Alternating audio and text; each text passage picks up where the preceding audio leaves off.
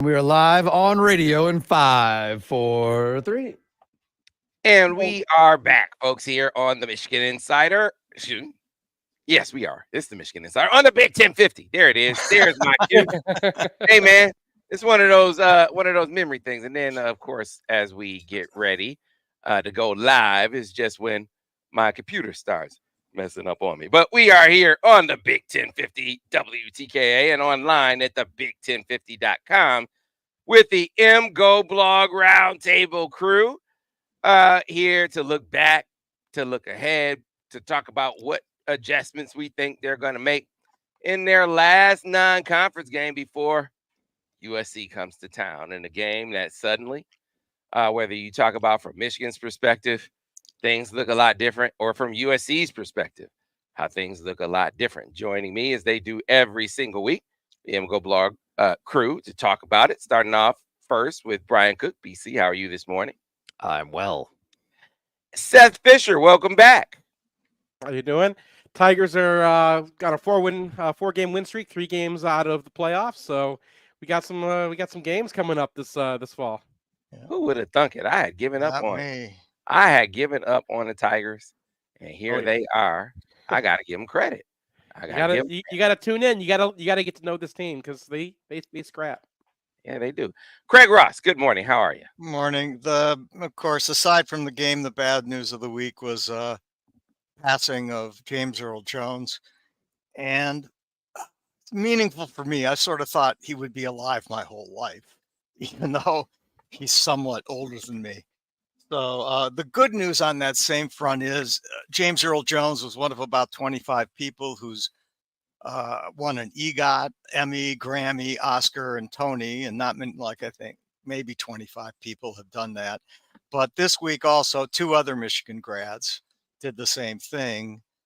People may not know about them. Justin Paul and Benj Pasek, who are young guys in their 30s, have now won all 4 awards.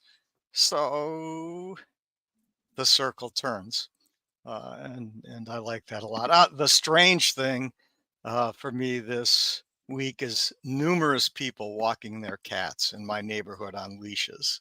I suspect that isn't random. Okay. Something I couldn't say. I was warned I couldn't say this before the show. That people were walking their cats on leashes. Yeah, I can't say that's something I've ever seen before. Listen, when you're frustrated by things, like if you get some bad football, I'm sure this has happened to all of us. The best thing you can possibly do is go outside and take a walk. Yeah, well, that's the best.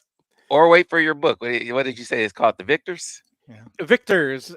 Just go to mgoblog.com/victors and you can check it out. So yes, it's a 3-year book because you can't talk about 2023 without talking about Aiden Hutchinson. Absolutely love it. All right, so the Wolverines, they got handled last week. It's 24-3 at halftime. They scored 6 points until the last. What did they score that touchdown with a couple minutes to go in the game? Yep. So basically, it was 6 points for the better. 6 points and 3 turnovers for the better part of the game. The defense, they went up and down the field on them for the first half. Couldn't get off the field on third down. I think they were 8 for 10 on third down. So the offense couldn't sustain the drive. Couldn't stay on the field, and the defense couldn't get off the field in the first half. Turnovers contributed to 10 of those points. It was just a combination of unfortunate events for offense and defense in the first half for them. Brian Cook, your reflections on the game, and then looking ahead, what do you see? What do you see as the chart a course of action heading into this game for Arkansas against Arkansas State? Well, usually I go over the game and what happens is like, all right, like this happened here and this happened here, and if this guy does this one thing and this guy does this other thing, then it's going to be fine. And Michigan isn't that far away. I can't really do that right now, especially because you go into this game and you look at Pro Football Focus grades for these guys from last year. One of their defensive tackles projected to be a pretty good player. The rest of them were just kind of guys. And the number of times that Michigan was able to move those guys, even on double teams, was very low. Evan Link gave up a ton of pressures. He was bad on the ground. Jadis got knocked over. Like Preeb, I just don't think he's very good. They're lining up with Colson Loveland as an inline tight end and then covering him up so he can't go downfield. I don't know why you'd ever do that. And the problems on this team are extensive enough that I just don't really see much of a way out. The idea that Evan Link is better than redshirt sophomore who's a highly touted recruit, a redshirt senior who's been around forever, given that performance, is hard for me to comprehend, because Pro Football Focus had him down for something like 10 pressures. He wasn't better on the ground. He looked completely unprepared to play. And I'm not trying to dunk on Evan Link, but he's 2 years away from the field, except he's starting at right tackle for Michigan right now. And that is so far below what I expected a reasonable floor was for the position that it really calls into question a whole lot of other things. So it's not something that I think is likely to change very much this season. That we've had situations where it's like there's this one guy and it's not working out pretty well. It's not working out very well. He gets replaced or he improves.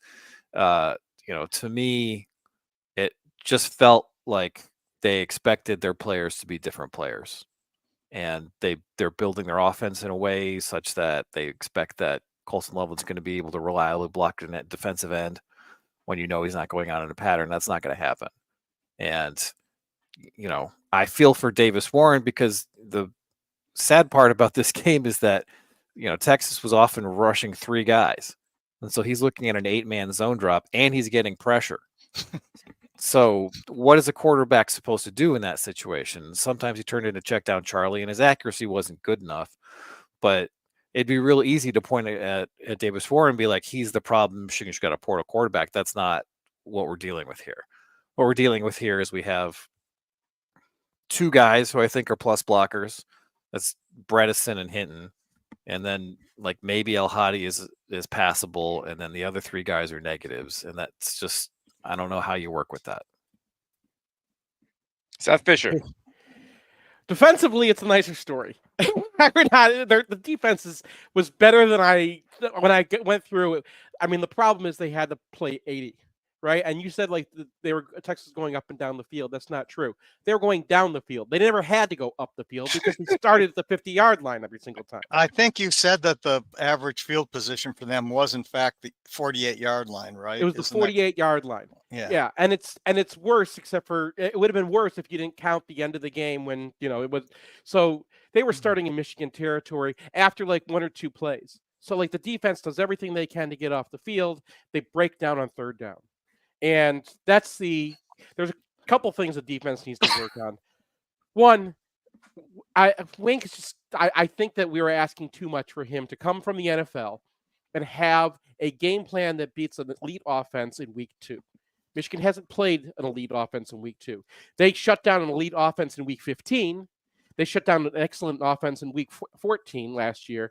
Week 2 is probably a little early for these guys. Jair Hill is not ready to do all the things that we're doing. The stuff that they're doing with the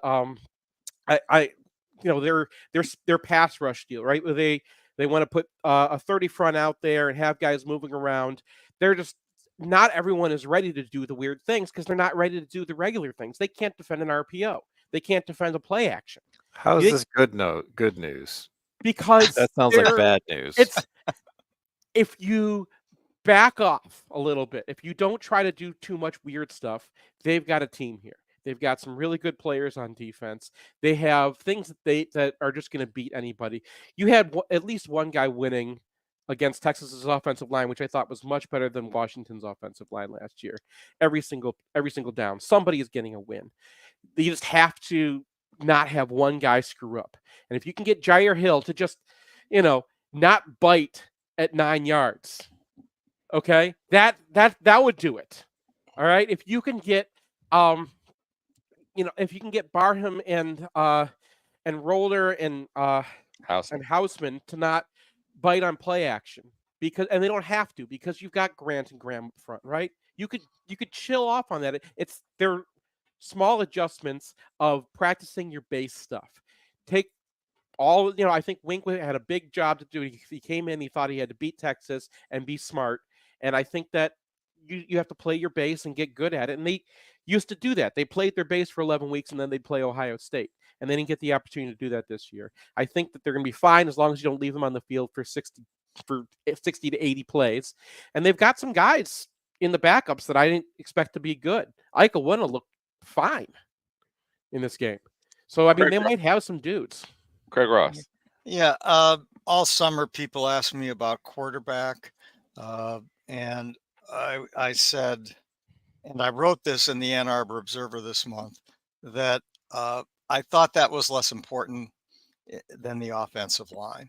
That if, in fact, they had a good offensive line, it wasn't going to be last year, but if we had a good offensive line, then quarterback would sort itself out, because I felt there was enough there to get through, particularly where I anticipated reasonable defensive play from Michigan this year. At this point on the offense, with the offensive line looking not good, and it isn't just this week, it's from the Fresno game too, I think they're going to have to make a choice. They're going to have to choose to be a passing team, which probably means pulling Link out and putting someone else in at right tackle, and be a primary passing team with Davis Warren, and who incidentally looks good when he's clean. It's, if you can keep him reasonably clean or get him out on the edges where he doesn't have someone right in his face, throws the ball pretty well. Or they have to give up on that and run and spread the defense in a run game using Alex Orji. They're going to have to do one or the other. I don't think they can sort of do half of each or a part of each, which seems like maybe what's going on right now. But I think they're going to have to decide, because I don't think the offensive line is going to be good enough to do last year's, theories. On defense, I was afraid of this, but maybe I'm not sure yet. Remember that we had the 97 and 98 transition where people were very high on the defense. They said, we got 9 starters back. Yeah, but they lost Charles Woodson and Glenn Steele. And all of a sudden, the defense was okay, but it wasn't what it was in 97. It had problems. And it's sort of the same this year. You lose Mikey and you lose Colson and you lose Barrett. And even though there's a lot of really, really good players there, it's just not quite the same. Texas was attacking certain spots. So it's like Cam Brandt and Jair Hill are the guys who came out negative. Yeah. It's not like the guys who were playing last year were bad. They were fine. Yeah. Yeah, well, I guess that's my point. I mean, we still have a lot of really good defensive players, but it's still, you lost key guys, and I don't think you can underestimate a guy like Sanderstil. And so, one thing, and you guys can speak to this, we come out, the crowd is into it, it's a 3rd and 13, and Hill gets beat. But it also seemed we were in cover 1, I think, on that. Yeah, they're in cover 3. No, that was cover. They were in cover 3. Okay, because it seemed like they could have had a safety rotating over a little more quickly. That he wasn't in a position. No, he's middle of the field. Makari Page is middle of the field. That's what I mean. He's middle of the field. And it's the sideline. So that hole is open versus cover 2 versus cover 3. In that situation, that is not supposed to be open unless the cornerback is really worried about like a stop route low, right? That's open on a 3rd and 7. On a 3rd and 13, there is no reason for Jair Hill to be biting on any move short of the sticks. And if you look on the other side of the field, on that same exact play, the other side of the field, you have veteran Will Johnson sitting at the sticks, and he's not doing anything until they get to the sticks. And Jair Hill just bites on a bad move. It's just a true sophomore who was a free safety in high school playing in Kankakee. He's the same age as most of the freshmen. He's in the middle of the distribution of the freshman age. He's a young player, and he just makes a mistake. That's all it is. It's a young player who made a mistake. Well, I mean, that's good to some extent because it makes me feel like, okay, this defense can come along, because I think Jair Hill will come along. and be a good player. Yeah, but I mean, you have a situation where you have Jayshon Barham, who's a third-year college player, Yeah. not following running backs into the flat. Yeah. And to me, the consistent breakdowns is like, okay, you're installing all this stuff with like Mason Graham at defensive end, which doesn't work. Yeah, that was Period. That's a waste of time. Like, I'm concerned that the defensive coordinator who's been in the NFL for 20 years doesn't know he needs to tell Jayshon Barham that, you know, he needs to follow the running back into the flat because he just assumes that that's already a known thing. Mhm. And the number of individual breakdowns just mentally in this game was alarming. I think And- what happened on the play is they had a blitz on. See, and I think with the blitz on, the end is supposed to get out in the flat. But if they motion to empty, then the blitz has to come off, and the linebacker has to take the back. And if it's the play that I think you're talking about, Yeah. you see No, I know Ernest the- Hausman. exactly the same one. Yeah. Yeah, you see Ernest Hausman sprint out there, but it's like 2 seconds too late. It's like he realized, oh shoot, I can't blitz now. I gotta run out here and get the back. So he realized the check. Oh, But so it's House.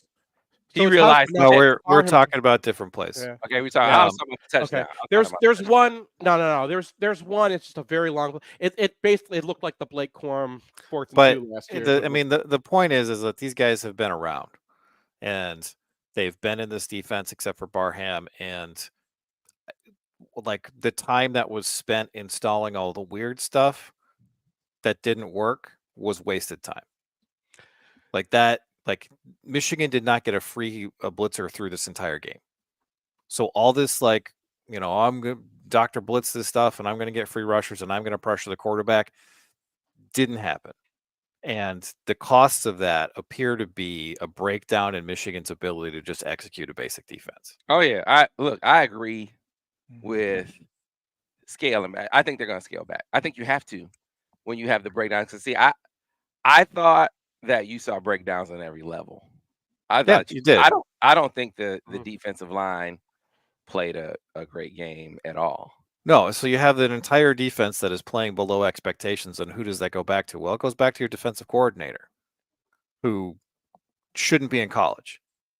Like, taking a guy who has not been in college for 20 years and putting him in charge of a college defense is just not going to work. Like, maybe he'll be able to find his footing, but the early returns are really depressing.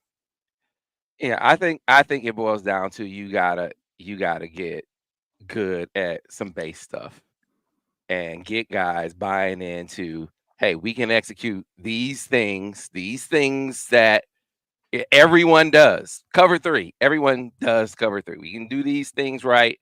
Our base rushes, our base schemes, cowboy, rock, our base pressures, and then you can add some exotic things later on in the season and do it that way. Because right now they are. I think you can look at that game and say they are doing too much, because that first drive, I mean, as much as we talk about on the back end, you look up front and Quinn Ewers, I mean, how many times did he break contain? I mean, the play that got called back, he's able to get outside. He breaks contain outside and throws a touchdown. Luckily, it's called back. But then he comes back. Was it the next series? And he steps up in the pocket, and there's, mean, it's the parting of the Red Seas. Well, on that play, it was a run-up touchdown. That's what Brian's talking about here. On that play, what is Michigan doing? They're running a clear-out blitz, so they're bringing the safety. And the safety on that play is Quentin Johnson. Quentin Johnson is not an NFL safety. He's not a been playing the game for years, knows how to blitz because he's been doing it for a bunch. He's not one of those guys. He hasn't blitzed that much in his career. He's done other things. He's gotten good at defensive calls, but he blitzes and he gets taken out by the running back. Now, normally, if you have your main blitzer versus a running back, that's a win. Especially these running backs are young. They're not very large. Texas running backs versus a blitzer should have been a win for the defense, the way that Wink thinks, the way an NFL defensive coordinator thinks. In college, your Quentin Johnson is not going to win that. And he gets blasted out of there, and that's why that opens up, and that's why he has the space to run. So it's not college thinking. Sark had a brilliant response. You look at the first drive, why is Michigan normal? Michigan should have gotten off the field. Well, one of the reasons is that Sarkisian thought that Wink was going to blitz. He has a lot of max protections. They don't have enough receivers out in the pattern. Michigan has everybody covered. And that was the beginning of the game. Sark's idea, his big idea for this game was we're going to put the running backs in the flat. I like throwing the ball to them anyway. That's going to pull the linebackers out of there, and that's going to take away Michigan's ability to blitz. And Michigan wanted to blitz. And I think that's where you have the breakdowns, is that our concept is let's have the linebackers inside, right? And if those guys go out and you have your linebacker lined up in the A gap like he's a defensive tackle, he can't make it through the traffic to get out to that running back in time. And that was a college idea that Sarkisian had. College players are going to screw up. Let's make it harder on them, and they're going to screw up. The idea that Wink had was I can just confuse the heck out of them and bring things that they're not expecting, and I'm going to get my matchup wins because I am using, and didn't realize that he's got guys who are going to make mistakes. And I think he's got to go back to the drawing board and learn how to college. Yeah, I don't disagree that the blitzes weren't getting home.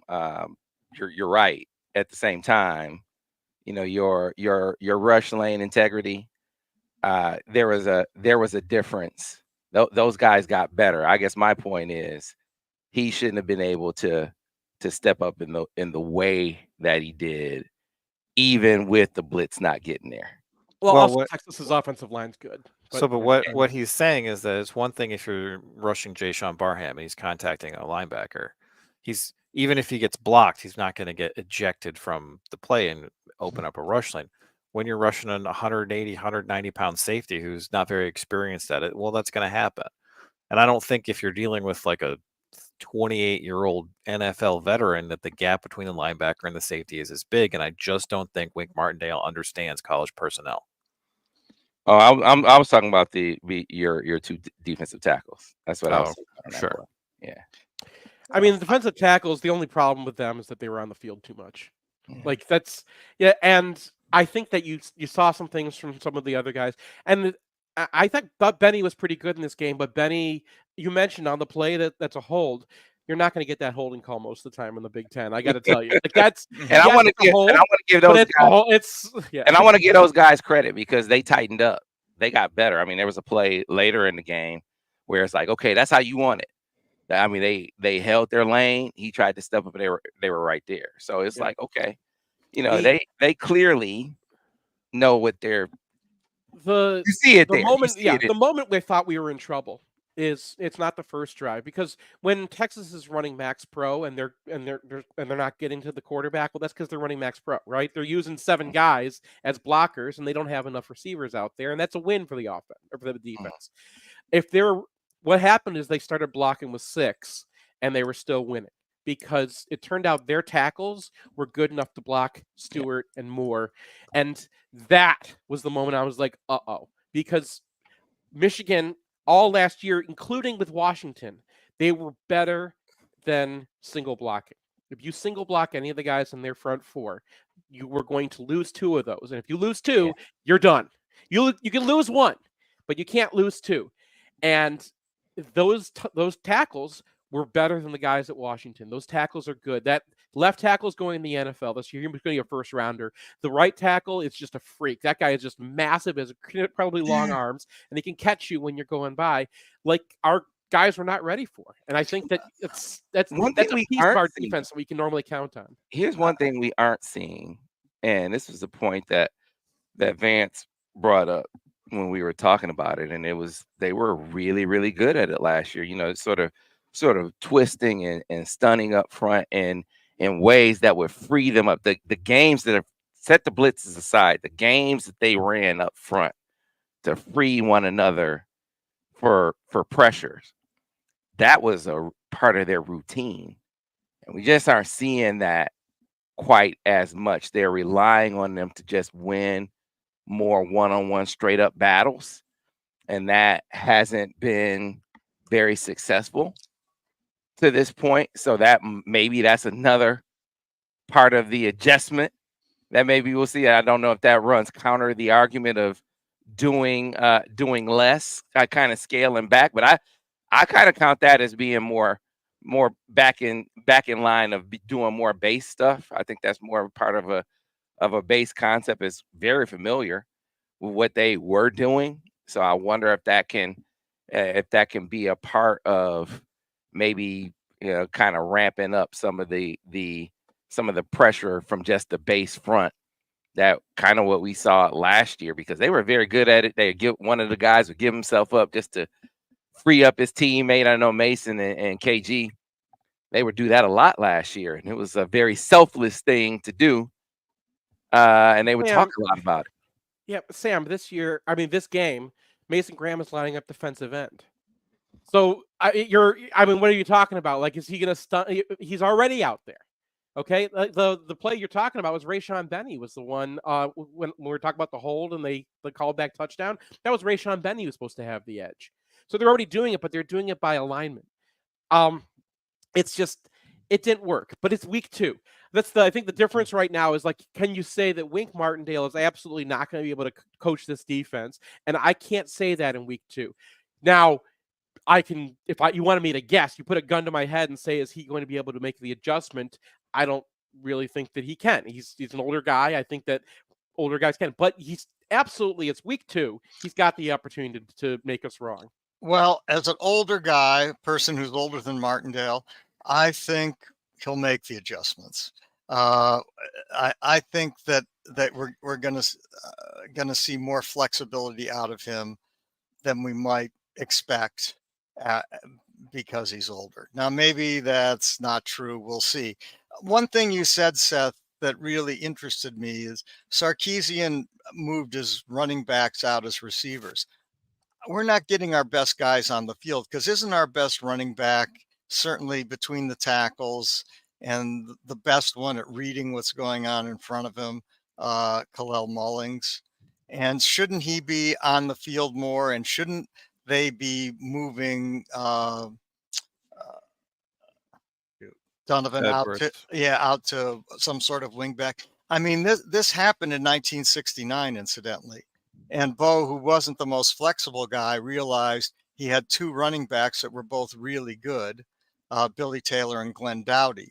Finally decided that Billy Taylor was the better of those backs, so he created a new position for Dowdy early-ish in the season, and they moved Dowdy out to the wingback, and they weren't throwing the ball all that much then, but they were able to create a really good offense. Of course, the offensive line was kick-ass, and out of that, and so I wonder if maybe there's some way to get Donovan on the field in a more NFL type. Yes, I want to answer quickly and then let Brian answer this. Yeah. But yes, but if you're in week 2 and now you're deciding what you're going to do on offense, you're already dead in the water. Yeah, I mean, that's what I was going to say. It's like this was obvious to pretty much anyone who had watched Michigan football, is that Kalel Mullings is going to be one of your 5 best offensive players. That's what it seems like to me. And you had a hole at wide receiver, and you have a guy in Donovan Edwards who's displayed more downfield than pretty much anyone else on the roster. Mm-hmm. And he hasn't lined up at wide receiver except an empty in this whole season. And they had a 1 snap with the 2 guys on the field in this game, and I honestly, that's really disappointing to me, because I think a couple weeks on this show we were having a conversation, and Sam was like, they're not changing the offense, and my heart sank, because you don't have the personnel you had a year ago. You don't have AJ Barner, and I can't tell you how many times Michigan lined up in this game with Colson Loveland as an inline tight end who could not run a route. I don't know why you would ever do that, and that's really secondary to the actual issues, because they can't block. But just to even have that as part of your playbook, I think betrays a misunderstanding of your personnel. Like, there's absolutely no reason to ever do that. And especially when you do it with the frequency you do, I understand that an unbalanced set breaks people's rules and it can be a little bit difficult to deal with. But when you're doing it on like a 30 or snaps, they're going to adjust and they're going to deal with it. And then you're just taking away your best downfield receiver. And there's no secret potion that's going to make this offense suddenly good. But they didn't even try. They didn't even try the stuff that seemed like their best option going into the season. And they have not lined up Donovan Edwards as a receiver with anyone else in the backfield in 2 games so far. And so are they going to start doing it now? I don't think so. I think this is what we get. I hope that's wrong, but I fear it's right. But there's an alternative, and like Dowdy in '69, but if that was going to happen, it would have happened already. Well, it's not hard to look at this wide receiver core and look at Donovan Edwards and think, I would rather play him or Khalil Mullings than an FCS transfer or a walk-on. But they haven't done that. I hear you. I mean, I agree with that. So I mean, you're a historian, Craig. So you've seen examples of Michigan teams in the past 2 games into the season who have course corrected. Yes, said, hey, some things aren't working. We gotta make some serious changes within the structure of what we do, within the structure of what's in our playbook. And there's some things that they can do within their playbook if they choose to go those directions. I think they need to veer closer to running the football more. This is my personal opinion. I won't go down the broken Sam, record. if they run the football more, if they're going to become a running team, don't they really need to put Orji in at quarterback? That would be my remedy. That would be my remedy. But here's the thing, man. I mean, we have more recent examples than that. 2021 Ohio State, right?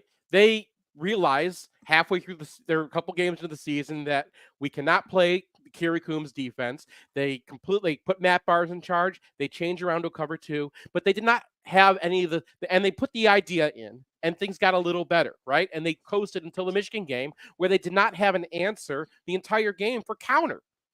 They didn't know how to adjust to just one little tweak that another team made on them, right?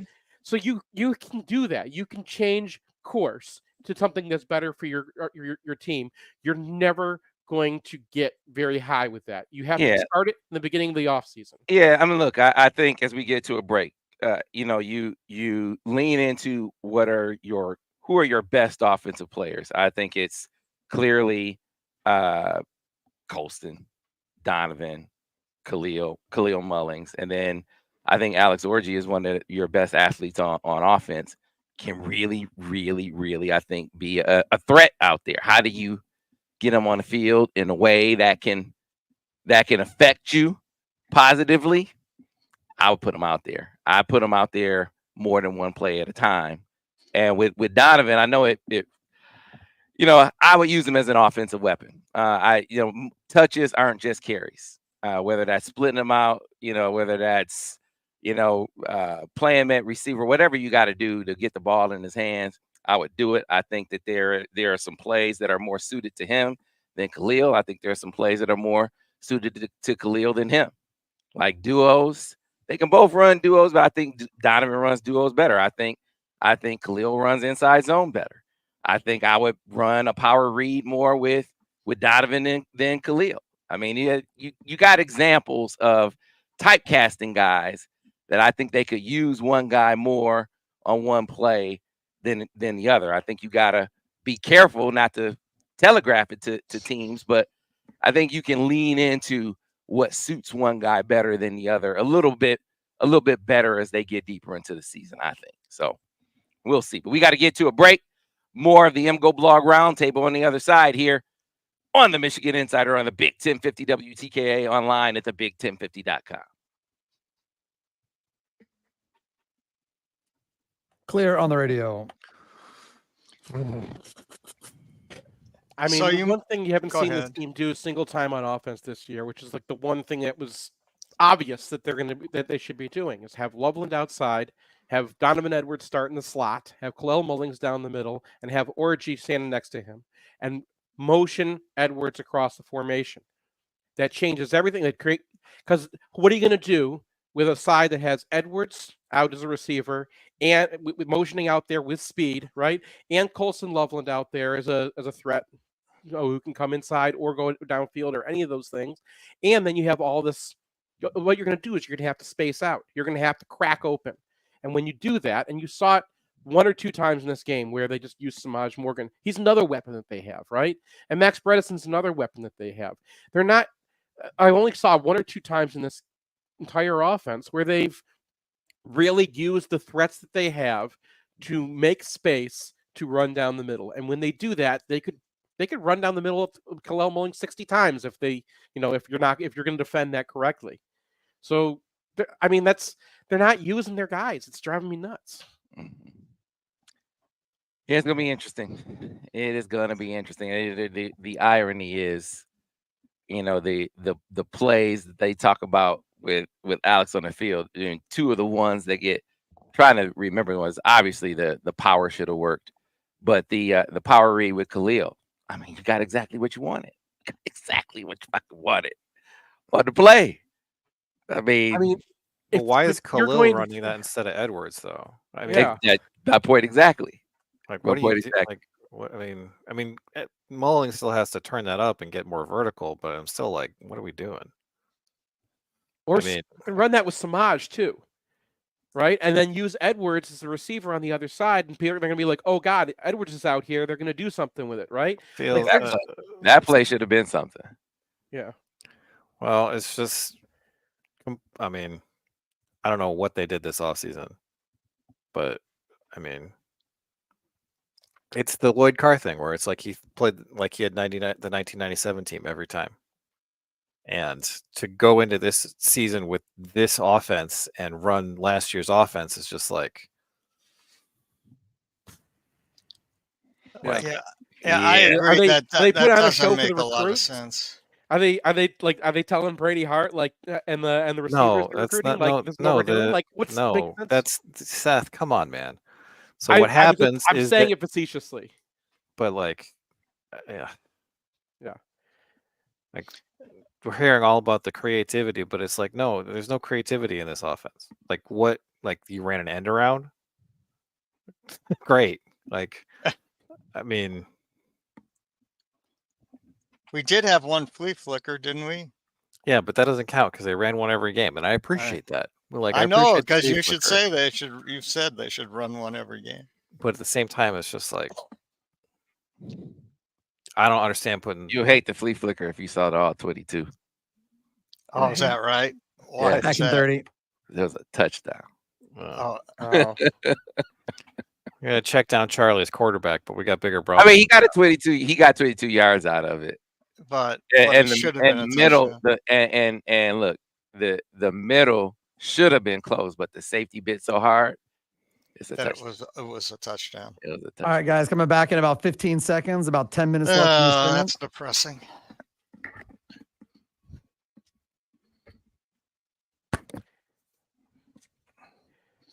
I couldn't figure out who was responsible for the touchdown, Texas's first touchdown, not the one they called back. Where Jair looks like he's going to switch with Jair. Yeah. Oh, All you're not right, the one that and we are called back. back on radio in 5, 4, 3. And we are back, folks, here on the Michigan Insider on the Big 1050 WTKA, online at the big1050.com. Listen, if you are in the market for a new vehicle, you should get on board with Brighton Ford. That's what John Kuhner and his crew will take awesome care of you with the deals that can't be beaten. Deals like the one on the 2024 Ford Bronco Sport Big Bend. You can get into one right now for $220 a month, $3,500 down, or $349 a month with $500 down. How about the 2024 Ford Explorer XLT?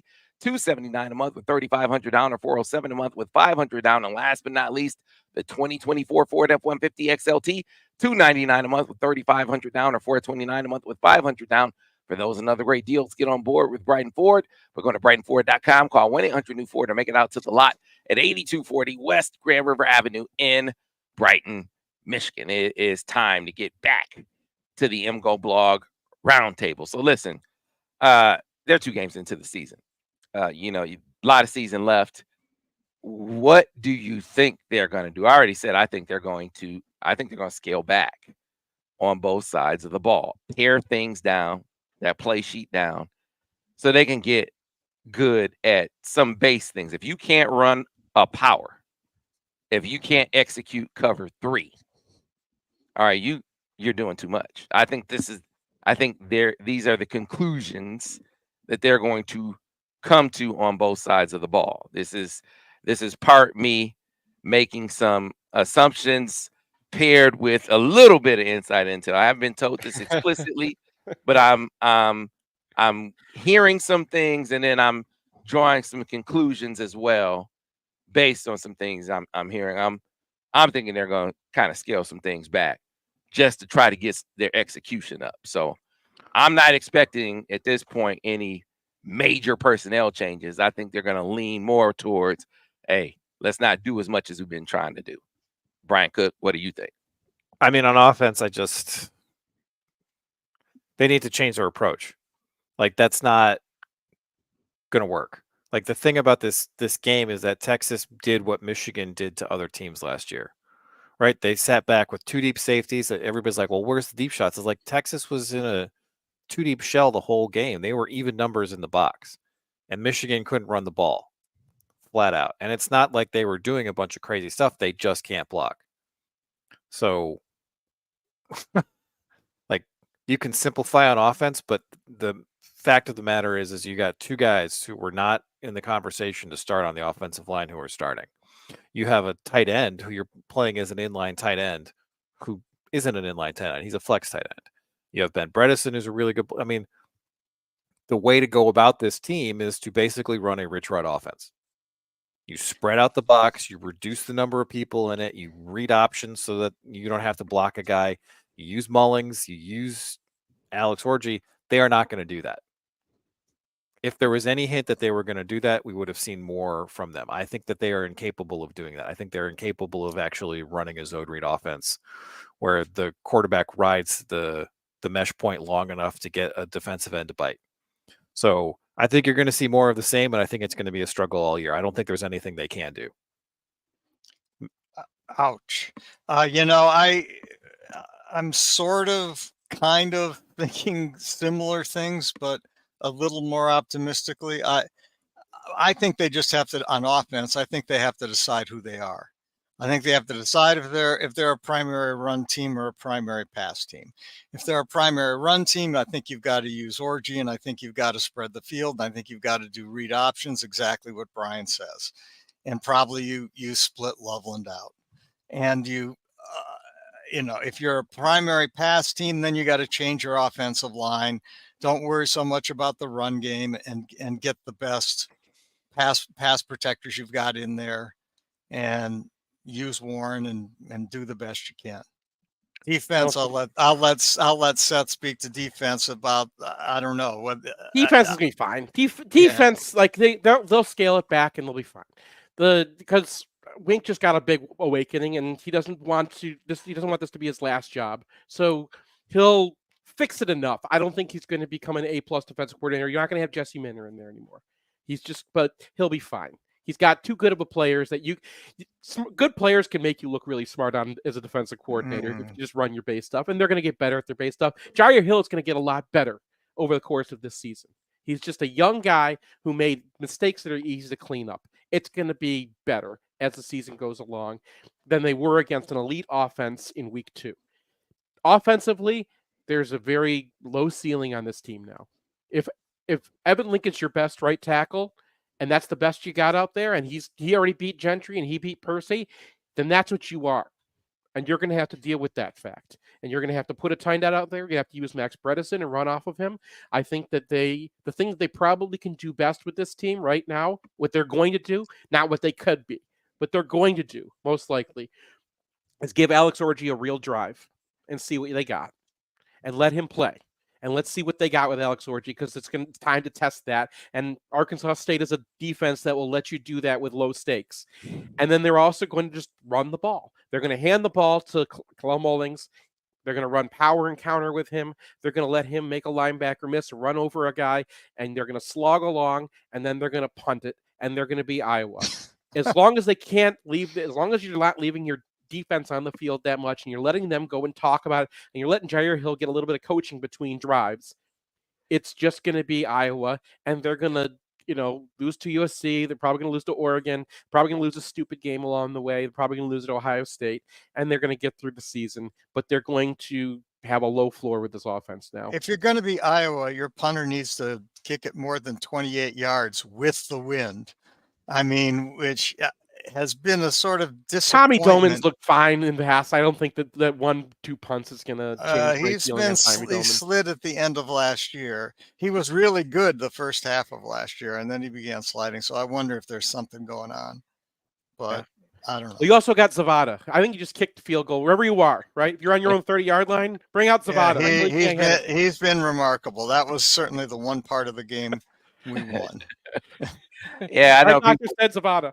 People, yeah, I mentioned Iowa. People were banging their heads against the wall, but I mean, there's something to be said for getting good at a few base concepts, and just being really, really solid at those things, being able to execute those few things. Maybe that'll be the way forward for this team, because right now, I mean, especially on offense, what can you really say they do well? Kalel Mullings runs the ball. I mean, it is.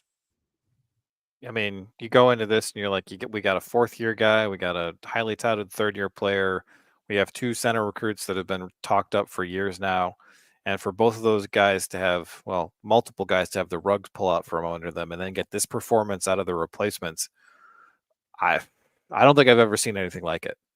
Like, the performance of the offensive line is so below what I thought the floor was going to be that it's just, I mean, maybe that's a mitigating factor for how they appear to be calling the offense, because maybe they couldn't have expected this to happen either.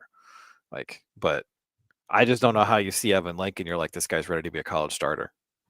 Because you certainly can't be thinking that you can be a team where they know you're going to pass the football.